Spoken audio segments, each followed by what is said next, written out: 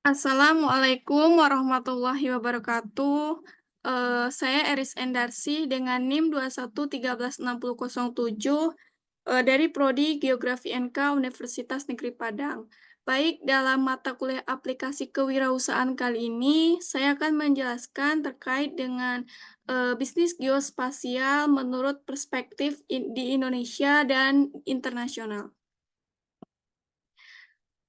Baik, yang pertama itu adalah bisnis geospasial menurut perspektif di Indonesia, di mana geospasial terus mengalami perkembangan, di mana geospasial dapat berkontribusi dalam beberapa sektor seperti sektor pembangunan, kesehatan, sains dan teknologi, bisnis, infrastruktur, urbanisasi dan pembangunan, energi, perubahan iklim, sumber daya alam, sumber daya air, konservasi alam, dan keamanan nasional. Jadi, banyak sekali kontribusi yang dapat dilakukan oleh geospasial di beberapa sektor. Dan ini adalah salah satu contoh kontribusi geospasial di bidang infrastruktur, yaitu di mana dalam pembangunan jalan tol ada namanya yaitu tahapan perencanaan. Sehingga dalam tahapan perencanaan ini perlu dilakukannya yaitu survei lapangan untuk mendesain jalur jalan tol tersebut. Dan dalam mendesain jalur jalan tol itu diperlukan informasi yang mampu menyajikan keadaan geografis lokasi pembangunan jalan tol. Nah, di sini geospasial melalui sensor lidar itu dapat memberikan kontribusinya melalui yaitu untuk memindai objek-objek di permukaan bumi pada lokasi yang akan dilakukannya pembangunan jalan tol, di mana analisis yang didapatkan yaitu berupa kondisi topografi lokasi pembangunan jalan tol, yang selanjutnya akan disajikan dalam model 3D yang direpresentasikan dalam bentuk DTM. Selanjutnya, kontribusi lain yang dapat dilakukan oleh seorang geograf atau geospasial yaitu membantu instansi pemerintah yaitu PUPR dalam pembangunan jalan tol. Jika dilihat dari peta ini adalah peta desain jalur pembangunan jalan tol. Menurut seorang geograf yang menggunakan analisis spasial menilai bahwasanya garis yang berwarna biru ini adalah jalur yang sesuai jika dibangun jalan tol. Mengapa? Jika dibangun jalan tol, menurut garis yang berwarna biru ini diprediksi akan mengurangi biaya konstruksi daripada membangun jalan tol di garis yang berwarna merah ini. Karena mengapa seperti itu? Karena pada garis yang berwarna merah ini memiliki topografi yang curam sehingga akan meningkatkan biaya konstruksi. Nah, itu adalah salah satu kontribusi geospasial dalam membantu pemerintah untuk mendesain atau menganalisis jalur jalan tol untuk menghemat konstruksi biaya. Selanjutnya yaitu di mana adanya integrasi atau satu kesatuan antara BIM dan JIS, yaitu BIM adalah Building Information Modeling, di mana BIM ini adalah menyediakan data suatu bangunan secara detail. BIM menyediakan data-data terkait konstruksi, dan data yang diberikan oleh BIM ini adalah berupa data berbentuk vertikal. Sedangkan JIS sendiri yaitu memberikan informasi terkait dengan posisi ataupun benda-benda yang ada di permukaan bumi, dan JIS menyediakan data berupa horizontal. Selanjutnya yaitu contoh integrasi BIM dan JIS itu contohnya itu adalah dalam menganalisis kemacetan.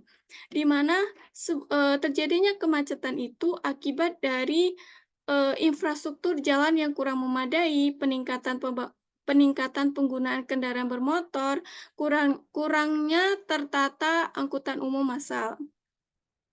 Dan biasanya, kemacetan ini terjadi di beberapa lokasi seperti pusat perbelanjaan, sekolah, dan perkantoran.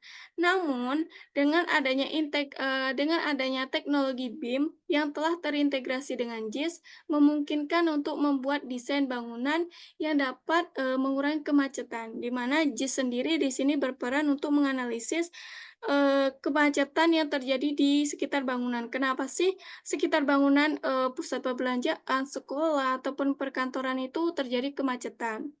Nah, setelah dilakukan analisis oleh JIS, selanjutnya, pihak BIM akan merancang dan mengatur di mana, konstruksi ataupun bangunan-bangunan itu didirikan ataupun, diletakkan seperti, tempat parkir, pintu masuk, pintu keluar, dan jalur sirkulasi di sekitar bangunan. Tentu dalam, pembangunan konstruksi tersebut telah dianalisis sebelumnya oleh hasil analisis JIS. Selanjutnya yaitu adanya peluang bisnis geospasial. Diprediksi untuk, masa depan bahwasanya teknologi akan semakin canggih dan manusia akan semakin tersingkirkan atau, akan memiliki kontribusi yang, sedikit. Contohnya saja yaitu, bahwa di masa depan diprediksi bahwasanya untuk pengantaran barang seperti makanan itu tidak lagi menggunakan driver manusia, tapi akan menggunakan driver berupa teknologi yaitu drone. Nah di sini di mana itu terjadi akibat adanya peningkatan teknologi. Nah, kita sebagai manusia, khususnya yaitu seorang geograf, bagaimana cara menyiasati, perkembangan teknologi tersebut? Yaitu akibat dari perkembangan teknologi tersebut, kita dapat menjadi seorang distributor, tentunya saja yaitu distributor geospasial.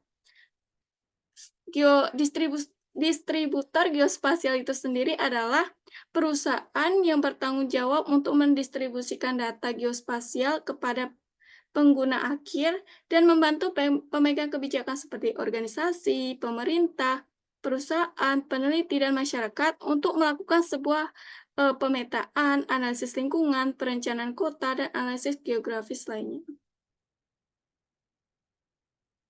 Selanjutnya yaitu adalah, bisnis geospasial menurut perspektif internasional.